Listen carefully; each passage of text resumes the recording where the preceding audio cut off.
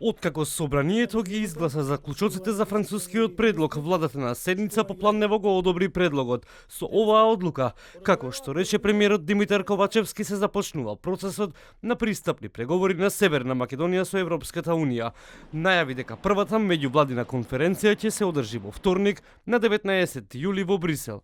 Конечно денес ја имам честа да го најавам датумот за првата меѓувладина конференција која треба да се одржи веќе наредната недела на 19 јули во Брисел.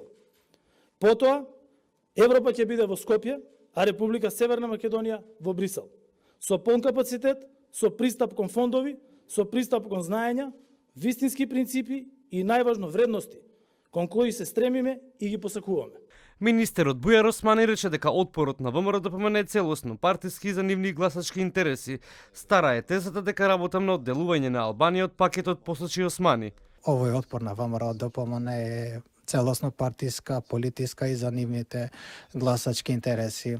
И ваквите скенари се подготвени месеци пред да дојде на овој предлог. И што и да, каков и да бил другиот предлог, они ќе активизира механизми кои што кај народот ќе будат емоции, особено меѓуетнички тензии. И оваа теза е отпорано. Веќе 2 години се врти оваа теза дека јас работам Албанија да се одели од пакетот. Народот да биде спокоен, пратениците на ВМРО ДПМН ќе гарантираат со изјави заверени на нотар дека нема да гласаат за уставните измени, рече председателот на ВМРО ДПМН Христијан Мицкоски по завршувањето на гласањето во собранието.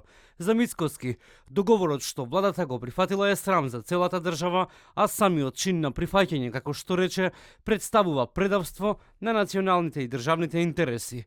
Рече дека и предавството кое што содржи план за бугаризација, асимилација на македонскиот народ ќе биде немирната совест со која ќе мора да живее секој пратеник и секој член на владата кој го поддржа овој срамен документ.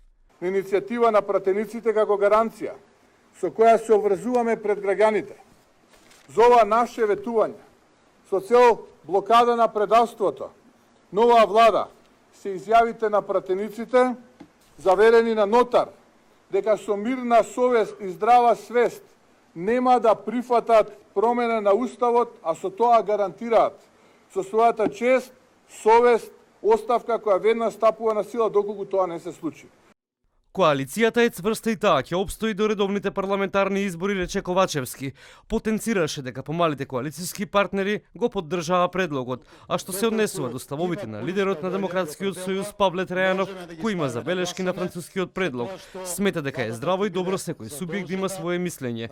Меѓу другото, Ковачевски рече и дека е горд што никој не гласал против предлогот во законодавниот дом. Нема воздржани, нема.